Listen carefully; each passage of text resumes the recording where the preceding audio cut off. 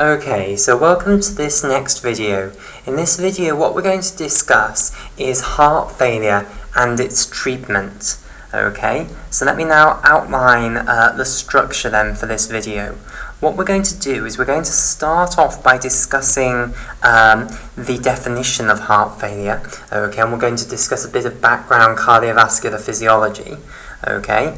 Then what we're going to do is we're going to move on to discussing the actual pathogenesis of heart failure, okay. So we'll talk about specifically how chronic hypertension can induce heart failure, okay. There are many things that can cause heart failure, but we're specifically going to look at how chronic hypertension can cause heart failure, okay. And this is one of the reasons why if you've got high blood pressure, your doctor will be worried about it, because it can lead to major cardiovascular pathology, and one of the major cardiovascular pathologies it can lead to is heart failure. Okay, so we'll look at how chronic arterial hypertension can cause heart failure. Okay, then what we'll talk about is we'll talk about cardiac hypertrophy. Okay, so one of the key things that happens in the pathogenesis of heart failure is that cardiomyocytes undergo hypertrophy, where they themselves actually get bigger. Okay, and basically this initially makes them stronger, they're better at doing their job initially, however they gradually deteriorate in their strength. Okay, and this deterioration in the strength of the cardiomyocytes is due to problems with the calcium signaling mechanisms within those cardiomyocytes, which control the contraction of the cardiomyocytes. And we will look at the problems with the calcium signaling in the cardiomyocytes. So to do that, we'll look firstly at how normal calcium signaling works within the heart, and then we'll look at what has happened in heart failure, hypertrophied cardiomyocytes. Okay, and that will also help us to understand how certain of the drugs used to treat heart failure are actually going to increase the force with which the cardiomyocytes contract. Okay, right. So we will begin then just with firstly a little bit of nomenclature. Okay, so heart failure is often abbreviated down to HF, and there's another term that people often use which means the exact same thing as heart failure. Okay, so the other term that people use is congestive heart failure, which they abbreviate down to CHF. This means the same thing. There's no difference between heart failure and congestive heart failure. Okay, so congestive heart failure just refers to the congestion of the blood, which is going to occur in heart failure, which we'll see later on. Okay, so we'll understand this word congestion more later on. Okay, right. So now what I want to do is I want to start off with a basic view of the cardiovascular system. Okay, so I want to go over a little bit of basic cardiovascular physiology, okay, so that we can now then talk about what is going to happen in heart failure. So I just want to remind you of what the heart is actually doing in the cardiovascular system. Okay, so we're going to have a very basic view of the cardiovascular system, and particularly of the heart.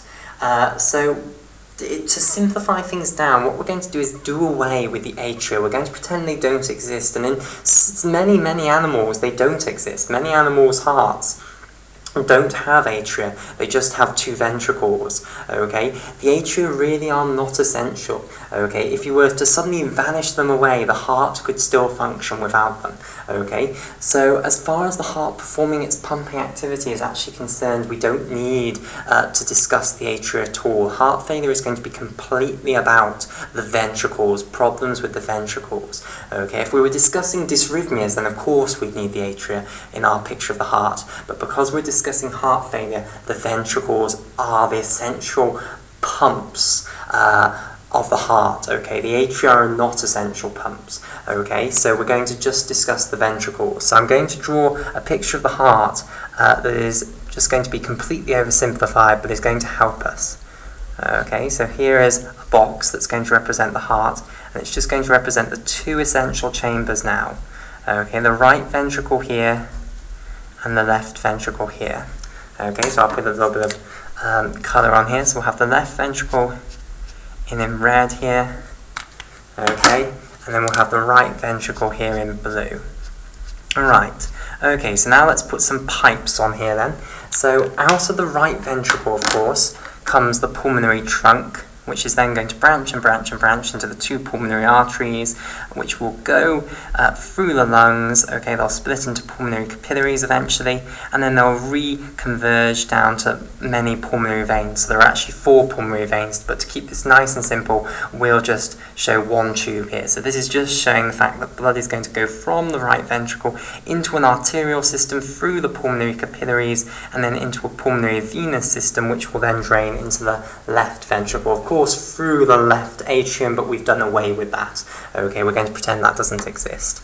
Okay, so I'll just draw some little picture of the lungs, just in case we later on forget that this is the pulmonary circulation and need reminding. Okay, so here is a pair of lungs, one bigger than the other, never mind. Right, okay, so then let's have the main blood vessel coming out of the left ventricle here. So here is the main systemic arterial system coming out here. Okay, so this is representing the arterial system. So I might colour this in green here. So all of this is the main arterial system, and I'm just going to label that up. So this is the arterial system. Okay, and then the arterial system is going to split up into smaller blood vessels known as arterioles, and I'm only going to show one of these here. Okay, and I'm going to colour this in a different colour. Okay, so here in pink, this is an arteriole. Okay, and at the moment I'm just drawing the picture, but in a moment I'm going to describe the whole system to you. Okay, so this is an arteriole here, and then what's going to happen is the arteriole is going to split further into the little capillaries here, and then the capillaries will reconverge to form a venule here. Okay, so let's colour these bits in. So we'll have the capillaries in yellow here. Okay, like so. Oops. Then we'll have the venule in turquoise, and then I'll just label those things up as well.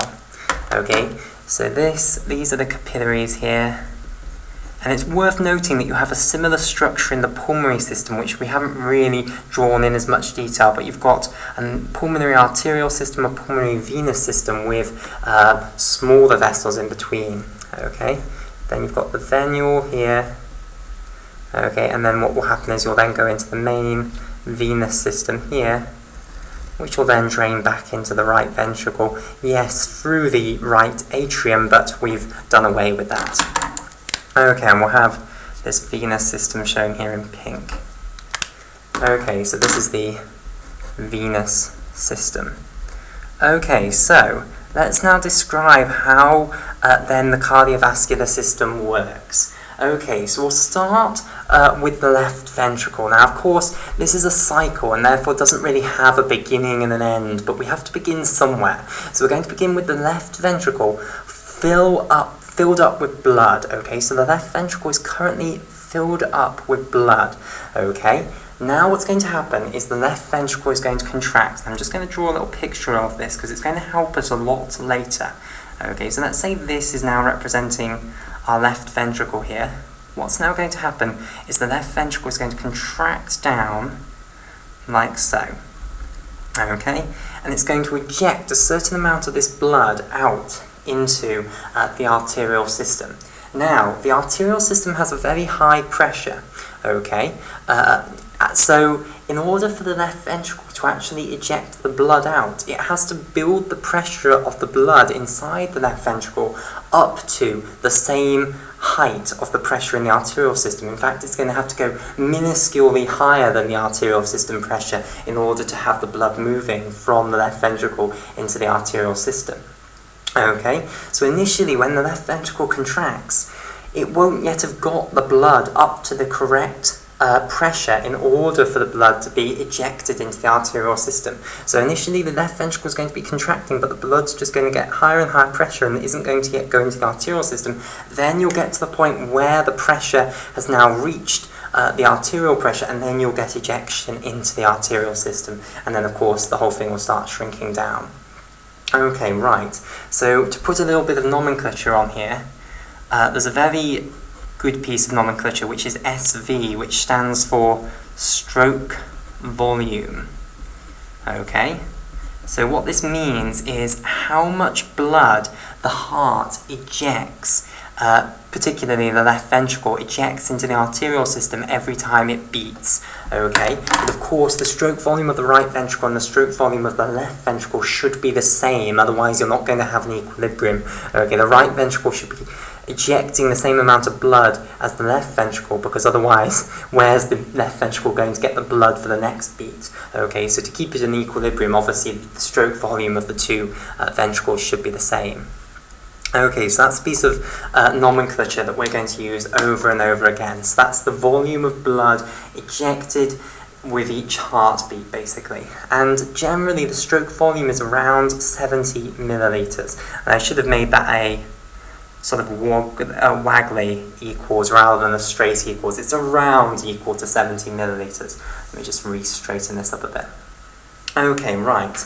Another useful piece of terminology that we're going to use over and over again is mean arterial pressure, okay, which is usually abbreviated down to MAP. Okay, so this stands for mean arterial pressure.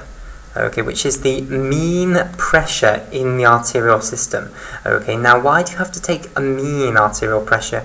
Well, the reality is the pressure in the arterial system is going to be changing all the time. Okay, when the left ventricle is just contracted and ejected a stroke volume's worth of blood into the arterial system's pressure is going to be much higher, okay, than when the heart is just about to eject the blood in. Okay, so just before the left ventricle ejects blood in, that will be when the arterial system's pressure is at its lowest, and then just after it's ejected its stroke volume's worth of blood into the arterial system, that will be when the arterial pressure is at its highest. Okay, so arterial pressure is not some fixed constant, so instead what we do is we average in the normal way of averaging things, i.e. the mean, okay, we average the pressure over a certain amount of time, and that's what we call the mean arterial pressure. Okay, and generally the mean arterial pressure, and again this should be a sort of waggly equals, is around 90 millimeters of mercury. Right, okay, so there's a bit of useful nomenclature. Okay, so what happens is the left ventricle contracts down and ejects out a certain stroke volume of blood. Now it's important to recognise that the left ventricle doesn't eject all of the blood inside it. It ejects a certain fraction of it. It does not contract down to the point that there is not a single drop of blood left in it, okay? Instead it contracts down to a certain amount and ejects a certain fraction of the blood, okay? And the fraction of blood that is actually ejected is known as the ejection fraction. That's another useful piece of terminology when you're working with cardiovascular physiology. Okay, so ejection fraction, and that's usually abbreviated to EF. Okay, so that means what fraction of the blood is actually ejected, or what percentage of the blood is actually ejected. Right, so moving on then. When the left ventricle contracts, this blood is going to be pushed into the arterial system. Okay, now the arterial system contains a bunch of blood vessels that are extremely elastic. Okay, so when the blood gets pushed into the arterial system is going to bulge, basically. These blood vessels are going to sort of stretch out, especially the aorta. The aorta is an incredibly elastic blood vessel. Okay, so it's going to bulge out, stretch out, like a balloon filling up with blood, basically. Okay, so the arterial system bulges out, and then what's going to happen is gradually the arterial system is going to recoil back. So the elastic will recoil back gradually, and it will squirt the blood onwards. It will squirt the blood through the arterioles. Now the arterioles, these are often known as the resistance vessels. Okay, so these are the blood vessels that the blood meets the most resistance in. So these are called the resistance vessels. Okay, so in the case of the arterial system, you could just squirt a huge volume of blood in, the stroke volume's worth of blood in, and the arterial system would just stretch to accommodate that blood. Arterioles are not like that at all. They are not very elastic. Instead, they have a layer of smooth muscle surrounding them, and they are rigid. So imagine these are rigid pipes. They're not going to stretch, okay? So only a certain amount of blood can go through here in a certain amount of time. and 70 milliliters of blood cannot just pass all at once through the arterioles. So instead what's going to happen is it's going to bulge the arterial system out, okay, and gradually the arterial system is going to be forcing the blood through the arterioles, okay, but it's going to take time to move through the arterioles, and as it passes through the arterioles, then the arterial system will recoil gradually back down. Okay, right.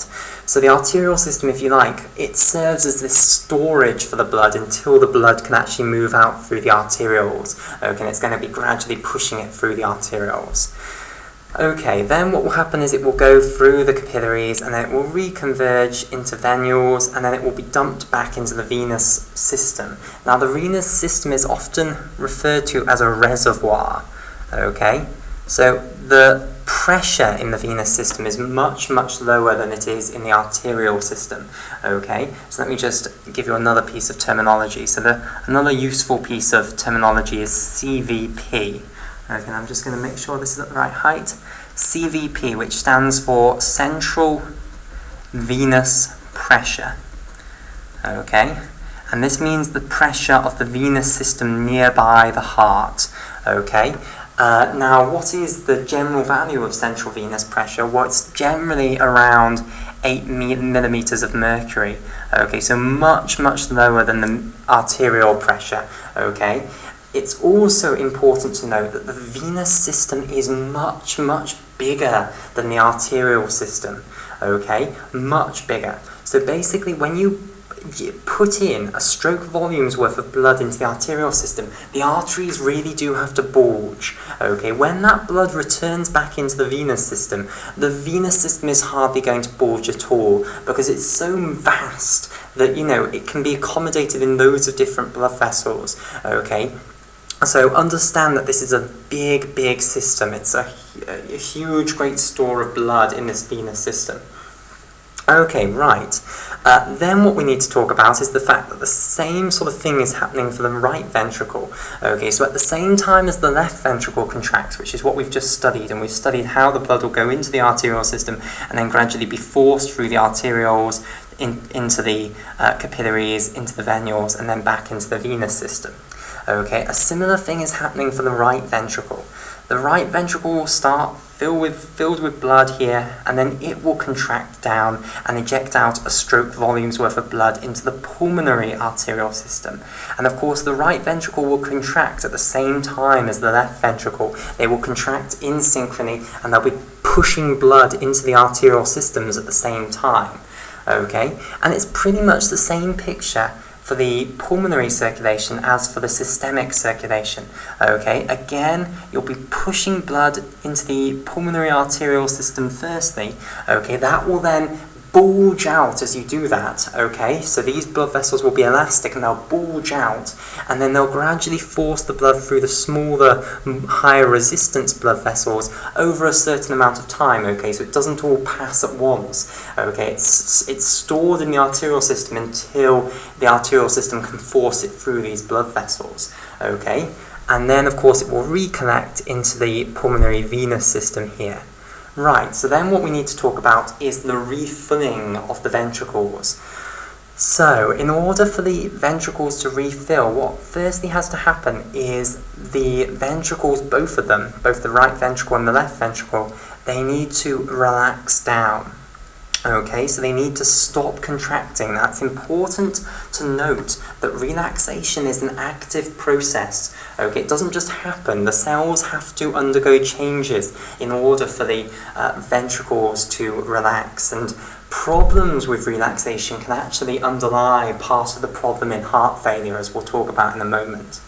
Okay, right. So what's going to happen is the ventricles are going to relax back down. Okay, but that's only part of the story. Okay, so it will relax back down, and of course when it relaxes back down, the venous systems will be forcing blood into both of these ventricles, because remember, the venous system pressure, the central venous pressure, isn't zero. There is some pressure there. Okay, so this will be forcing blood into the right ventricle, and then the pulmonary venous system here, okay, will also be forcing blood into the left ventricle. Now, a few other pieces of terminology then. PVP stands for pulmonary venous pressure.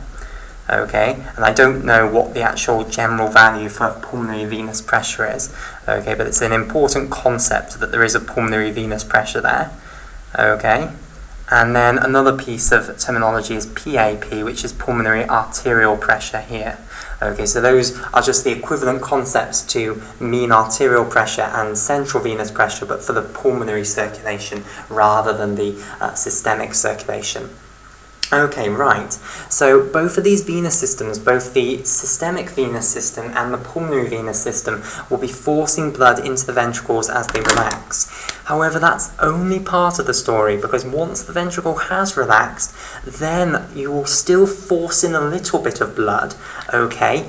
And then what you'll be doing is you'll be stretching the wall of the heart, okay? So the venous systems are going to go further. Once it's fully relaxed, they will then push a little bit more blood in, because as I say, they haven't got zero pressures. They will be pushing in a little bit more blood, and they'll start to stretch the wall of the heart a little bit.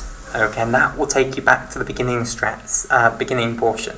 Okay, so this is the active relaxation here. Okay, which is then allowing blood to move from the venous systems into the ventricles. And then this portion here, this is the blood actually stretching the wall of the heart, okay, like when you pump the blood into the arterial system, the arteries bulge. Again, the venous systems are now sort of forcing a little bit of extra blood into the heart, and they're causing it to bulge a little bit, and now it's actually being stretched, okay, right. So that's the basic picture then of how the cardiovascular system works. And then of course you'll begin the whole cycle again. Now we've got these two ventricles full of blood, and now they can contract and the whole thing can begin again. Okay, right. So I just want to do a few more pieces of terminology before we actually go on to the definition of heart failure. Okay, a few more pieces of cardiovascular physiologists' terminology, okay, that you will see all over the place if you read anything on heart failure. Okay, so firstly, we'll talk about heart rate. Okay, so HR, this is a pretty standard piece of terminology.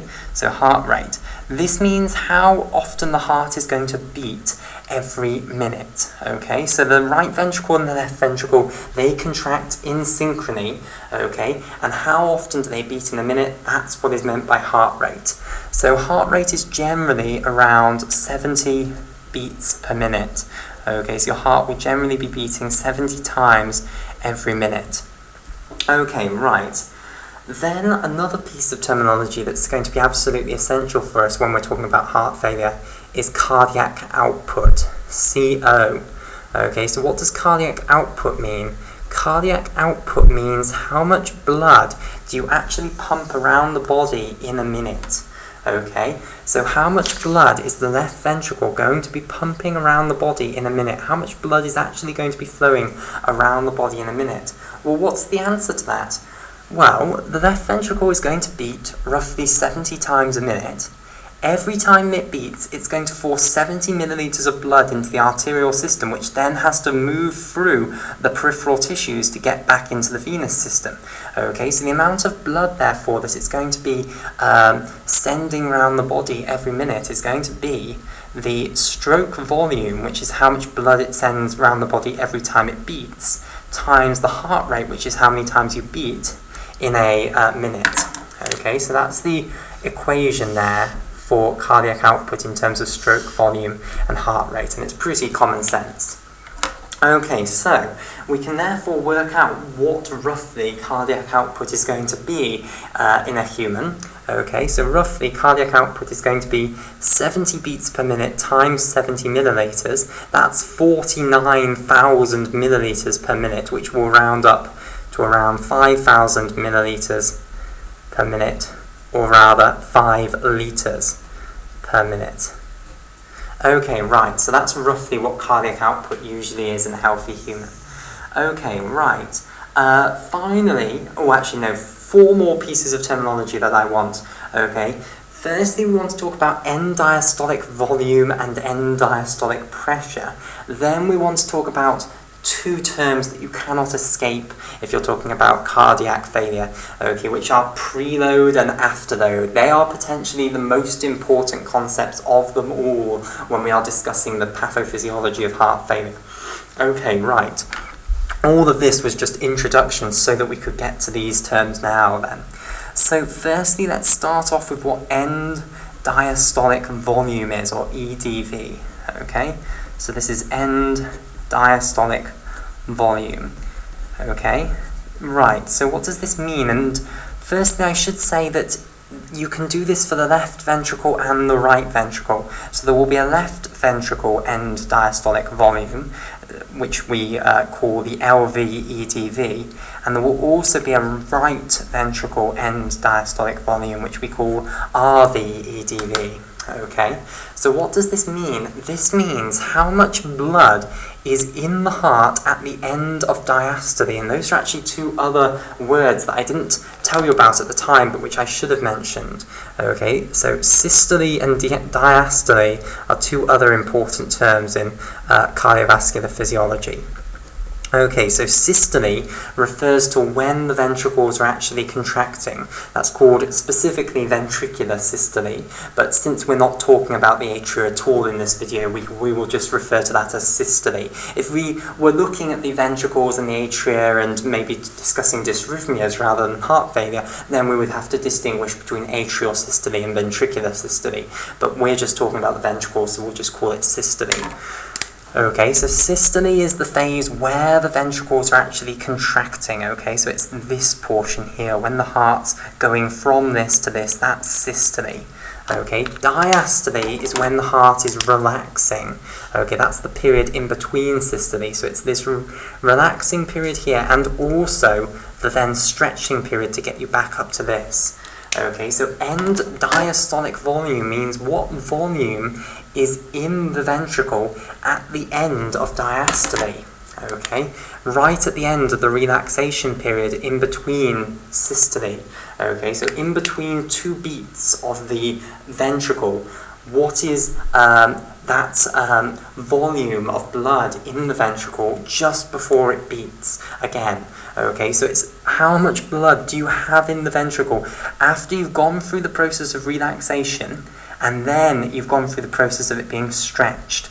Okay, so the left ventricular end-diastolic volume will be how much blood is in the left ventricle just before the left ventricle contracts. And that will not just be a result of the relaxation of the ventricle down to its natural size, but it will also be a result of the left ventricle being stretched by the blood as the pulmonary venous system forces more blood into the left ventricle because of that pulmonary venous pressure. Okay, right. And similarly for the right ventricle, the right ventricular end-diastolic volume is how much blood do you have in the right ventricle after it's relaxed back down to its natural size and then being stretched a little bit by the central venous pressure of the venous system. Okay, after the central venous system has pushed a little bit more blood in due to the fact that there's a pressure gradient there. Okay, and stretched the wall of the right ventricle a little bit. Okay, a very, very much so related concept is end-diastolic pressure, or EDP. Okay, so this stands for end-diastolic pressure, which means how much pressure is there in the ventricle at the end of diastole. And again, you need to split this up into left ventricular end-diastolic pressure and also right ventricular end-diastolic pressure. Okay, so this means right before you're about to contract, what is the pressure of the blood in the right ventricle and the left ventricle?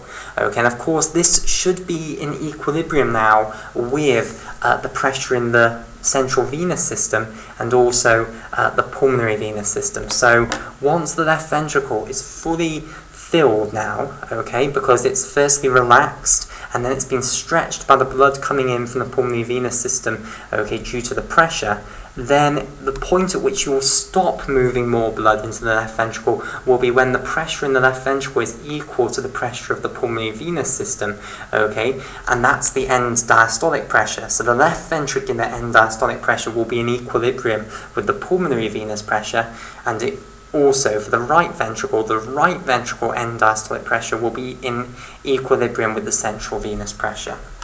Okay, so those are two important concepts as well.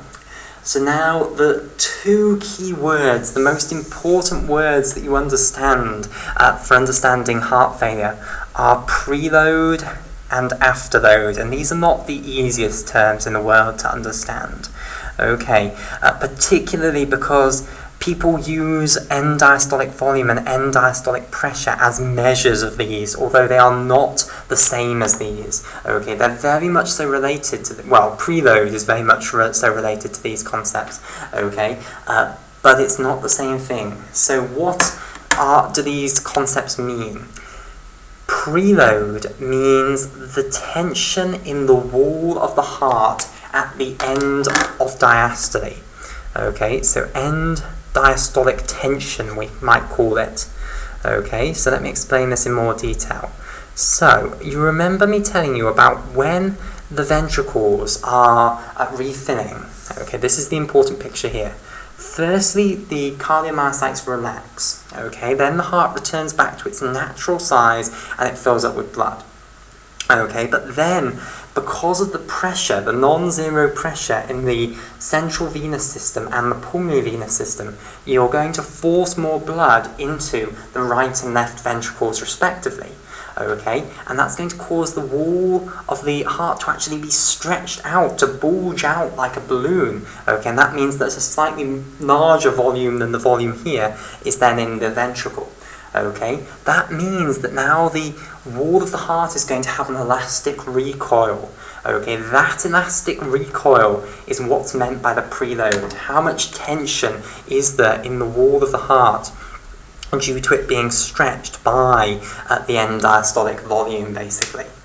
Okay, so people therefore use end-diastolic volume and end-diastolic pressure as measures of preload because, of course, the preload will be determined by how much blood you have forced into the ventricle, which of course is then determined by what the pressure of the central venous system or the pulmonary venous system is, which is the equivalent of the end-diastolic pressure. Okay, so that's why people use these as measures of preload, but it's important to understand that the definition of this and the definition of these is different. It's just they're very much so related to one another. So because we struggle to actually measure preload, we use these as measures of preload. Okay, right. Probably an even more difficult concept is the concept of afterload. Okay, but this is another really important concept that we're going to use hugely when discussing the pathogenesis of heart failure. Okay, afterload again refers to the tension in the wall of the heart. Okay, but this time, rather than it being the tension just before you contract, it's the tension that you reach when you contract. Okay, so let me explain this. So, when the left ventricle starts to contract, okay, it contracts and contracts and contracts and contracts, and it builds up the pressure inside the ventricle, and I'm pointing at the left ventricle here, so let's work with the left ventricle. Okay, so when the left ventricle contracts, it builds up the pressure inside the left ventricle until the pressure reaches the mean arterial pressure, and then blood will start to recoil back out. Okay, will start to burst out into the arterial system. Okay, that peak tension that you get in the wall of the heart, where you're building up this tension higher and higher, but blood is not yet ejecting. Okay, as you contract more and more and more, and you build up the tension in the wall of the heart, that will be the reason that the pressure of the blood goes up and up and up. But until the pressure of the blood in the left ventricle reaches the mean arterial pressure, or the arterial pressure, you're not actually going to get blood being ejected into the arterial system, so it's just going to sit there, and you're going to get more and more tension being built up in the wall of the left ventricle until finally you reach that arterial pressure within the left ventricle, and then blood will start to be ejected, and then the heart can sort of actually contract. Okay, so that peak tension that you reach in the left ventricular wall whilst the cardiomyocytes are contracting, but you haven't yet got a high enough pressure inside the left ventricle for the blood to be ejected out into the arterial system. That is what is meant by afterload.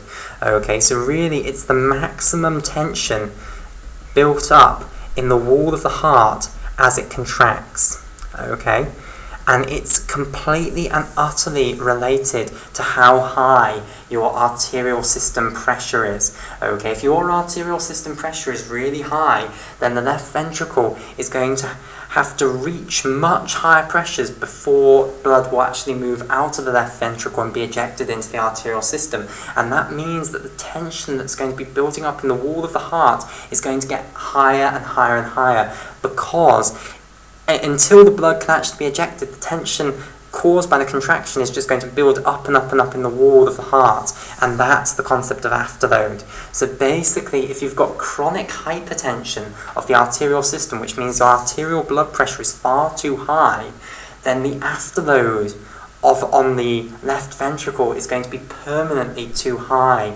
Okay, and that's one of the driving forces for heart failure, the fact that the heart is really struggling to actually eject blood out into the arterial system. So the afterload really is a measure of how difficult is it for the left ventricle, or indeed the right ventricle, but mainly the left ventricle, how difficult is it for the left ventricle to actually force the blood out of the left ventricle into the arterial system, and that's determined by how high the pressure is in the arterial system. Okay, so afterload is very much so related to blood pressure. Okay, right. So there's our cardiac physiology done. Okay, now what we're going to do is define what heart failure actually is. Okay, and then what we'll talk about is the actual pathogenesis of it. Okay, so let's start by defining what heart failure is. So we're going to do it by each ventricle. Okay, so people split heart failure into left ventricular heart failure, which we'll call LV failure, and right ventricular heart failure.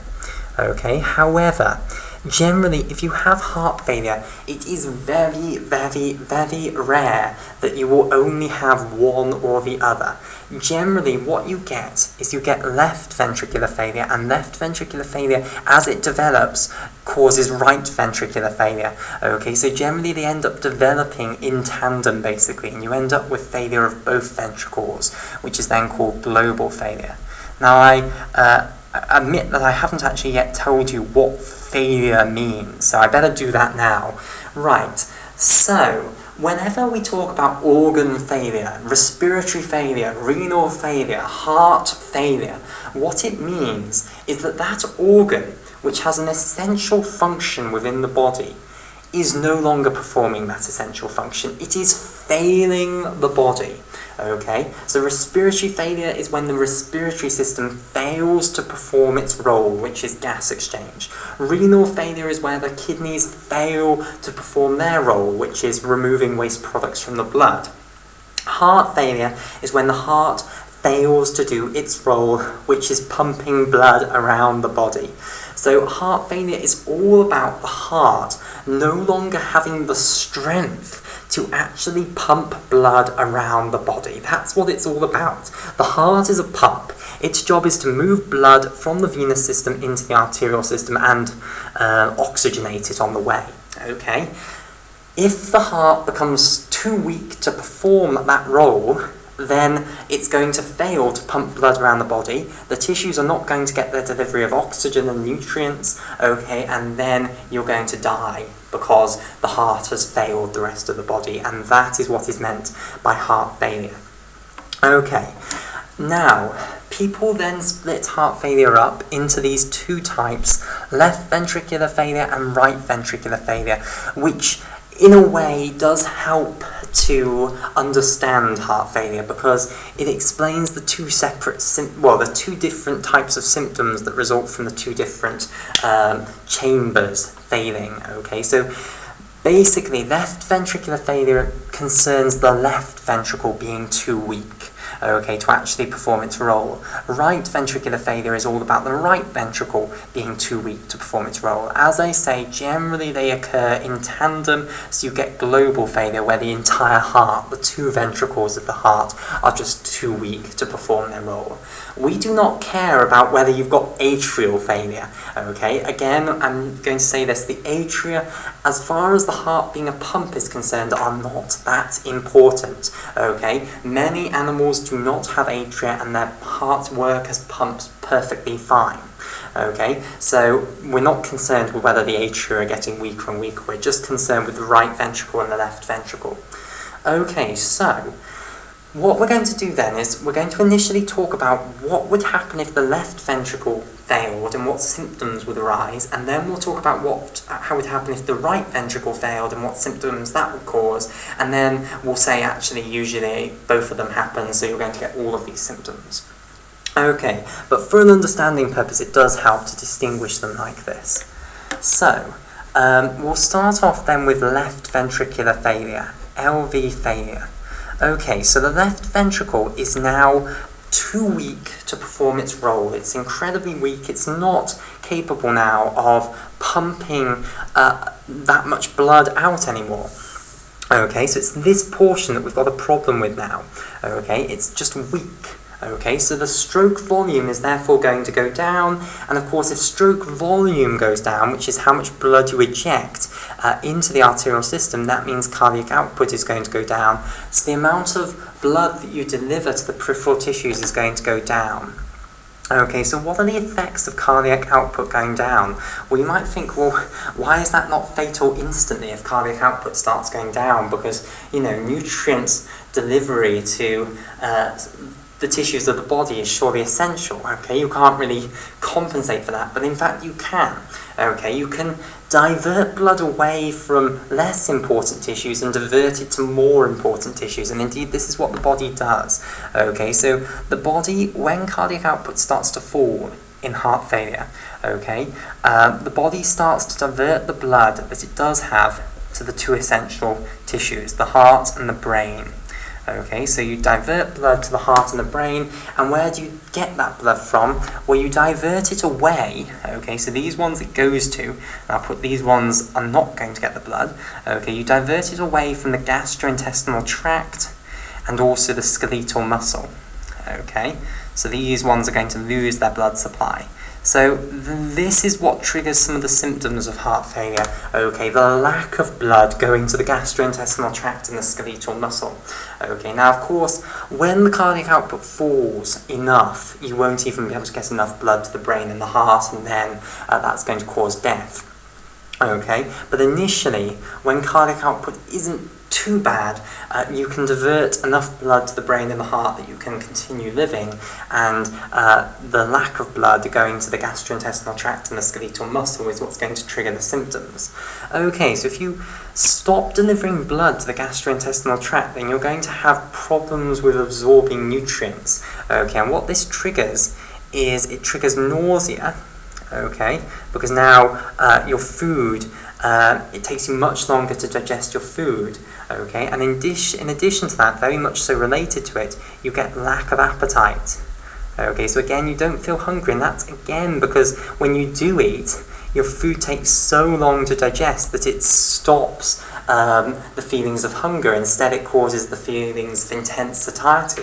Okay, so those are two important symptoms of heart failure that are caused by the lack of blood supply to the gastrointestinal tract. Okay, then stopping blood going to the skeletal muscle, what's that going to cause? Well, that means that basically whenever you try and exercise, your skeletal muscle cells are going to fatigue incredibly quickly, okay, because they haven't got a blood supply that's adequate to actually that's adequate for them to actually perform a role. Okay, so very quick fatiguing of the skeletal muscle cells. Okay, right, so that's what cardiac output going down is going to cause. Now, I want to just say right now that heart failure is a progressive condition. Okay, it gets worse and worse and worse as it goes along, and we'll see why that is. Okay, it's because of hypertrophy principally, basically as it progresses, cardiac output is going to go down and down and down until eventually you can't even sustain enough blood going to the brain and heart, even by shutting it off, going to the gastrointestinal tract and the skeletal muscle cells. Okay, and that's when you're going to deteriorate into dying. Okay, right. Now, that's what happens because the cardiac output has gone down, but we also need to think about what else is going to happen here. Okay, so if the left ventricle stops pumping blood, okay, that's going to cause the cardiac output to go down, but the other thing it's going to cause is it's going to cause blood to build up in the pulmonary venous system, okay, because now when it's ejecting much less blood out into the arterial system, the amount of blood it can then take from the pulmonary venous system is going to be hugely reduced. Okay, so blood's going to start backing up in the pulmonary system, okay, and this is what's known as pulmonary congestion. Okay, so congestion of the blood vessels basically, and that's why heart failure is also called congestive heart failure, because it causes this congestion. And it's not only in the pulmonary system, as we'll see in right ventricular failure, you get it in the peripheral systems as well. Okay, so what does pulmonary congestion then cause? Well, firstly, it's going to cause the pulmonary venous pressure to grow too high, basically. So pulmonary venous system pressure is going to become far too high, and what that then causes is it causes fluid from the blood to then start leaking out of the blood vessels into the lung parenchyma, okay, and specifically fluid starts going into the alveoli of the lungs, okay, so that's known as pulmonary edema when you get fluid accumulating in the alveolar spaces of the lungs. Okay, so I think I'll just draw a little picture of this. So if we just have our alveoli here, okay, and of course the alveoli are lined by these pneumocytes here, and that's a few of them there. Okay, and then inside, well, in between alveoli, you'll have another alveoli here, which will have pneumocytes lining it as well. So here's another pneumocyte. And then in between these little processes here, you'll then have blood vessels, maybe a little capillary here. Okay, and basically what's going to happen is if blood starts building up in the capillaries because of this pulmonary congestion, you'll start getting fluid leaking out from the pulmonary capillaries into the alveolar fluid. Well, sorry, the alveolar space. Okay, and that's known as pulmonary edema when you get fluid building up in the alveolar spaces. Okay, so what are the symptoms then of having fluid in your alveolar spaces? Well, of course, if you have fluid in your alveolar spaces, you're going to have gas exchange hugely compromised, okay, because that space is supposed to contain air, and the air is supposed to be giving oxygen to the blood in the pulmonary capillaries, okay, so gas exchange is going to be impaired. Okay, so what happens then when gas exchange is impaired? Well, firstly, this is going to make the delivery of oxygen to the tissues even worse, because it means that the blood is going to be less oxygenated, that's actually going around your body. So the cardiac output that the heart is capable of producing is now going to be of blood that's less oxygenated. So that's going to make the whole thing worse. Okay, and this then causes what's known as dyspnea. Okay, which means breathlessness. Okay, so it activates the systems that try and make you breathe more. Okay, so because so little oxygen is being delivered to the tissue, and because carbon dioxide is going to start building up in the blood, that's going to activate homeostatic mechanisms to try and make you breathe harder, and that causes the breathlessness, which is known as dyspnea. Okay, so that's another key word. Right, so that's what the left ventricle being too weak is going to cause. But then we also need to think about what the right ventricle being too weak is going to cause. So what does right ventricular failure cause? So if the right ventricle is now too weak to perform its role, then that means that the right ventricular stroke volume is going to fall. Okay, that's also going to result in cardiac output going down. If we imagine the left ventricle is working perfectly fine at the moment, if the right ventricle did just fail on its own, that would also cause a problem in cardiac output, because the left ventricle can't pump blood that doesn't exist. Okay, if the right ventricle isn't pumping enough blood over to the left ventricle, then even if the left ventricle is functioning perfectly well, cardiac output is still going to fall. So right ventricular failure will cause all of the same things here concerning cardiac output going down. Okay, now the other thing it's going to cause is it's going to cause blood to back up in the venous system. So it's going to cause systemic venous congestion. Okay, so you're going to get congestion of the systemic venous system. Okay, and what this can then lead to is blood leaving capillaries in peripheral tissues. Okay, so what you end up getting in right ventricular failure, okay, is peripheral edema. Okay, edema in peripheral tissues, particularly you get it in the feet and the ankles. Okay, so in the feet and the ankles. Another place that you can get edema occurring in right ventricular heart failure is you can get it occurring in the peritoneal cavity, and this causes what's known as ascites. Okay, so remember the peritoneal cavity is this structure, okay, which is almost like a balloon. Okay, and I'll draw this like so. Draw it very simply as a cuboidal balloon. So, basically, there is a membrane surrounding a fluid, okay, and this is known as the peritoneum. So this membrane is the peritoneal membrane, and it's surrounding a fluid in here known as the peritoneal fluid. Okay, and this is within your abdominal cavity.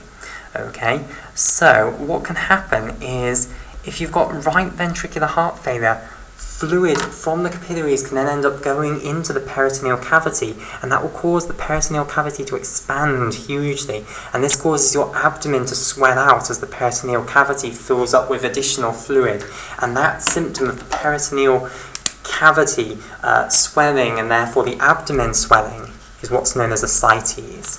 Okay, so that's another symptom of right ventricular heart failure. Okay, right, so we'll call it there for this video. In the next video we'll discuss a little bit more about the basics of heart failure, okay, and what can go wrong in heart failure, particularly how it can result from systolic dysfunction and also diastolic dysfunction, and then we'll look at how chronic hypertension can induce heart failure.